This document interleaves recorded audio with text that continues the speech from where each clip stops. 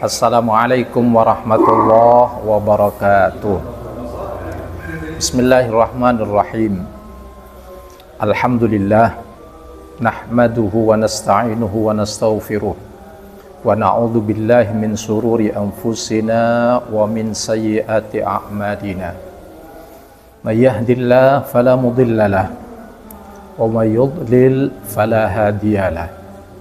Asyhadu an la ilaha illallah wahdahu la syarika lah wa asyhadu anna sayyidana wa habibana Muhammadan abduhu wa rasuluh.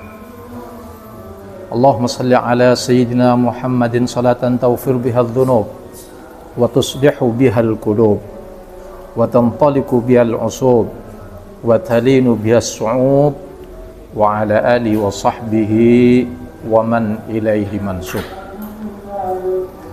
Amma ba'd, hadratul kiram,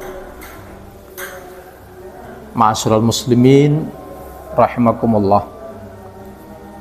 Marilah kita bersama memanjatkan puji syukur kehadirat Allah Subhanahu wa taala atas limpahan rahmat yang diberikan kepada kita, terutama nikmat umur, nikmat iman, kesehatan, sehingga kita dapat melaksanakan kewajiban-kewajiban yang dibebankan oleh Allah kepada kita, yang ditetapkan oleh Allah kepada kita, dan dapat kita laksanakan dengan sebaik-baiknya. Selawat salam semoga tetap terlimpahkan kepada junjungan kita Nabi Muhammad SAW, keluarga, sahabat, serta penerus perjuangannya. Hadirin ma'asyiral muslimin rahimakumullah, pada pertemuan yang lalu kita telah membahas hal-hal yang membatalkan puasa. Sebelum kita lanjutkan, kita mohon kepada Allah, setelah beberapa hari kita melaksanakan ibadah puasa ini, kita berharap semoga puasa kita diterima oleh Allah Subhanahu wa taala, dan kita diberikan kesehatan oleh Allah serta kemampuan sehingga dapat menyempurnakan, melaksanakan sisa dari kewajiban puasa bulan Ramadan tahun ini dengan baik dan sempurna. Dan yang paling penting, mudah-mudahan puasa kita, ibadah kita diterima oleh Allah Subhanahu wa taala. Ma'asyiral muslimin rahimakumullah, secara umum kita manusia ingin puasa kita diterima oleh Allah. Walaupun ada orang yang melaksanakan kewajiban itu tidak mengharapkan pahala dari Allah, tidak karena mengharapkan surga yang dijanjikan oleh Allah, juga tidak karena takut akan siksa Allah, tidak karena takut akan api neraka yang disiapkan oleh Allah kepada orang-orang yang durhaka kepada Allah. Tetapi apa yang dilakukan dari kewajiban itu hanya semata-mata ingin mendapatkan ridha dari Allah Subhanahu wa taala.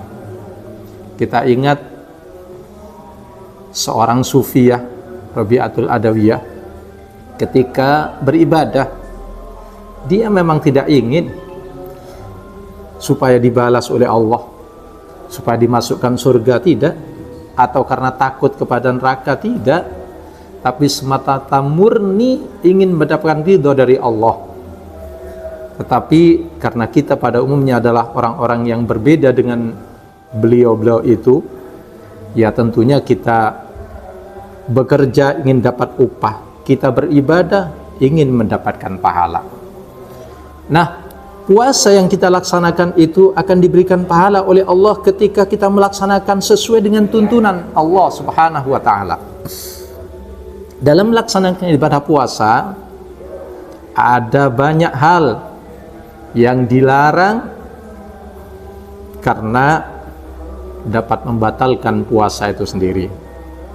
Yang pertama dulu kami sampaikan bahwa orang yang berpuasa itu tidak boleh memasukkan sesuatu ke lubang-lubang yang ada pada anggota tubuh kita. yang insya Allah dulu pernah saya sampaikan, salah satu dari lubang yang ada di anggota tubuh kita itu adalah mulut. Yang kedua, lubang dari anggota tubuh kita adalah hidung. Hidung itu pun juga tidak boleh kemasukan sesuatu, tetapi kita juga harus tahu ada batasan-batasannya. Kalau misalnya kita melaksanakan ibadah puasa, kemudian siangnya memang panas misalnya, tentu kadang-kadang itu akan keluar lendir dari lubang hidung kita, kemudian mengering. Ya, kita sudah tahu semua apa sebutannya.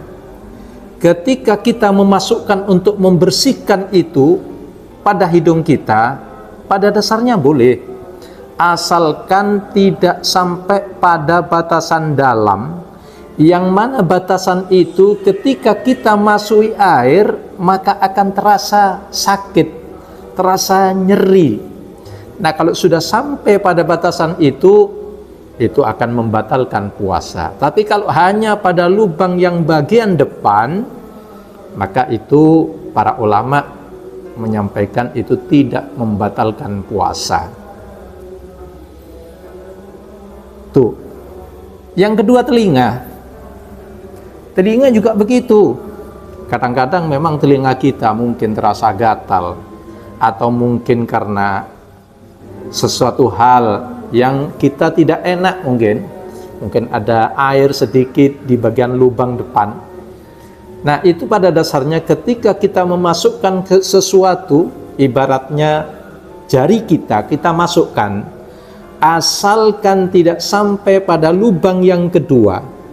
Jadi lubang telinga itu ada dua, lubang yang di depan itu relatif lebih besar, kemudian lubang yang di dalam itu kecil. Nah, kalau menggunakan cotton bud itu akan masuk, tapi kalau jari-jari kita nggak akan masuk.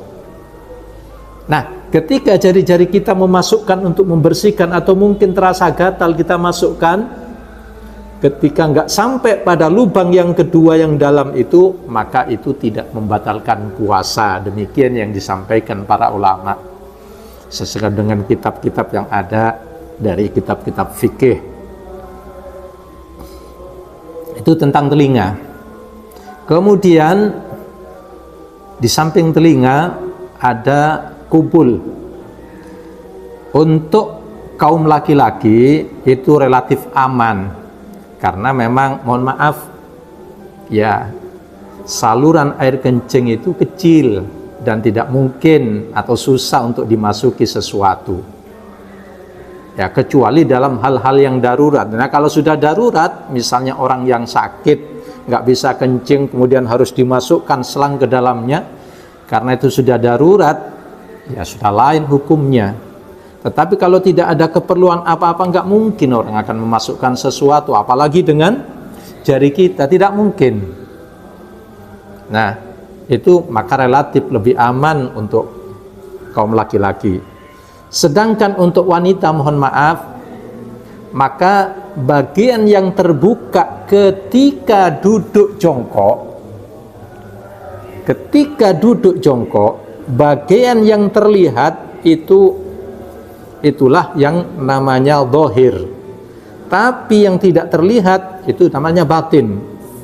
Nah, karena itu hati-hati ketika kita beristinja, ketika kita mandi, khususnya dari kaum ibu-ibu. Oleh karena itu, kalau misalnya membersihkan, kita harus hati-hati. Gunakan jari-jari tangan yang tengah ini saja, yang tengah.